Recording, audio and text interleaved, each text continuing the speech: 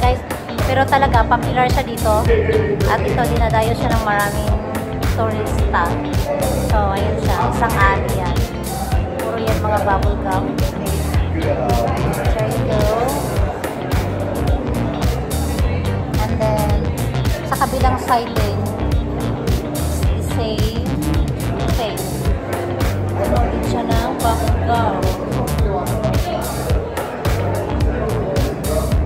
I'm good.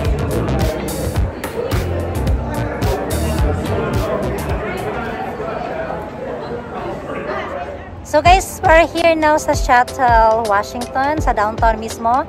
So first, we have to pay parking. Ang gagawin natin dito is mag-ikot-ikot, walking again. Bubble gum. Yung dinidikit-dikit yung mga bubble gum, naging tourist spot na siya dito sa Shuttle. But first, okay, let's pay parking. Oh my gosh, look at the parking price. 1 hour for $20 US. 2 hours for $40 US.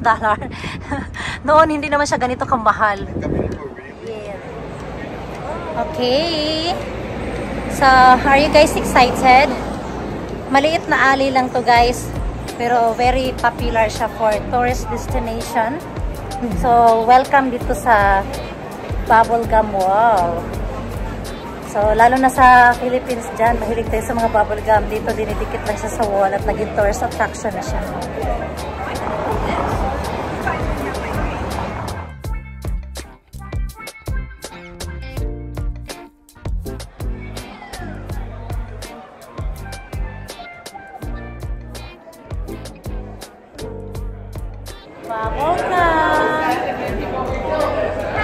Daming tao dito guys, so talagang itong isang alley na to, puno to ng mga nakadikit na bubblegum.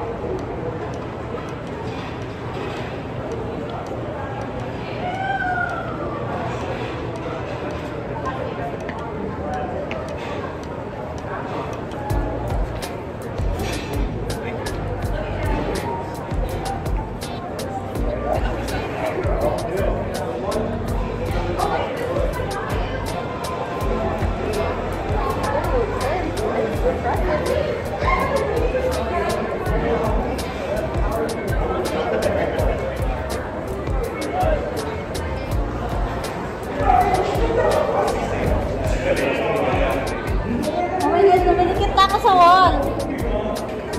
Tingnan mo yung mukha niya dito.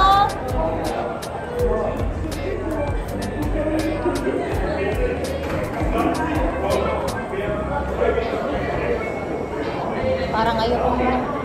Sana kayo. Where are you guys?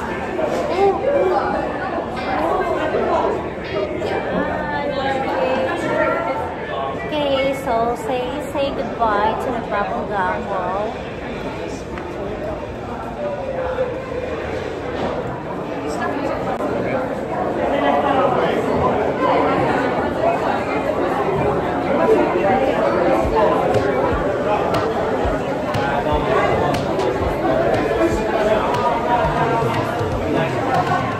Yep. Okay. Yeah, dito lang. So, bye for now. Let's go to next one. The next one is the first Starbucks in the world. So, yan yung pinakaunang Starbucks guys. So, let's go there. Our next video. Bye now.